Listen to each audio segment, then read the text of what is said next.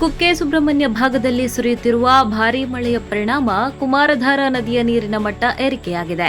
ಕುಮಾರಧಾರಾ ಸ್ನಾನಘಟ್ಟ ಮುಳುಗಡೆಯಾಗಿದ್ದು, ಪದಕ ಸಂಪರ್ಕ ಸೇತುವೆಗೆ ಹಾನಿಯಾಗಿದೆ.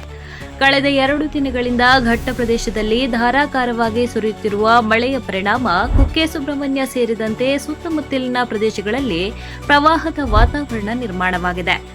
ನಿರಂತರ ಮಳೆಯಿಂದ ಕುಮಾರಧಾರಾ ನದಿ ಉಕ್ಕಿ ಹರಿಯುತ್ತಿದ್ದು, ಭಕ್ತರು ಪವಿತ್ರ ಸ್ನಾನ ಮಾಡುವ ಕುಮಾರಧಾರಾ ಸ್ನಾನಘಟ್ಟ ಸಂಪೂರ್ಣವಾಗಿ ನೀರಿನಲ್ಲಿ ಮುಳುಗಡೆಯಾಗಿದೆ.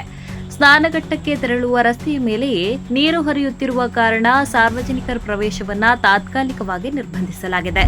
ಭಕ್ತರ ಅನುಕೂಲಕ್ಕಾಗಿ ದೇವಳ ಆಡಳಿತವು ತೀರ್ಥ ಸ್ನಾನಕ್ಕೆ ಶವರ್ ಹಾಗೂ ನೀರಿನ ಬ್ಯಾರೆಲ್ ವ್ಯವಸ್ಥೆ ಕಲ್ಪಿಸಿದೆ.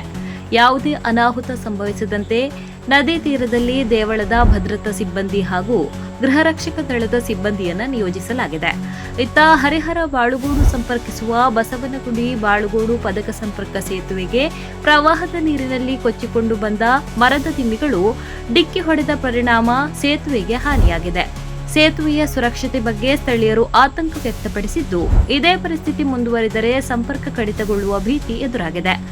ಬಳ್ಪ ಹಾಗೂ ಸುತ್ತಮುತ್ತಲಿನ ಪ್ರದೇಶಗಳಲ್ಲೂ ಭಾರೀ ಮಳೆ ಮತ್ತು ಬಿರುಗಾಳಿಯಿಂದ ಕೆಲ ಮನೆಗಳ ಮೇಲ್ಛಾವಣಿಗಳು ಹಾನಿಗೊಳಗಾಗಿದೆ. ಹವಾಮಾನ ಇಲಾಖೆ ಮುಂದಿನ ದಿನಗಳಲ್ಲೂ ಮಳೆಯ ಸಾಧ್ಯತೆ ಇರುವುದಾಗಿ ಮುನ್ಸೂಚನೆ ನೀಡಿರುವ ಹಿನ್ನೆಲೆಯಲ್ಲಿ ನದಿಯ ನೀರಿನ ಮಟ್ಟ ಮತ್ತಷ್ಟು ಏರಿಕೆಯಾಗುವ ಸಾಧ್ಯತೆ ಇದೆ.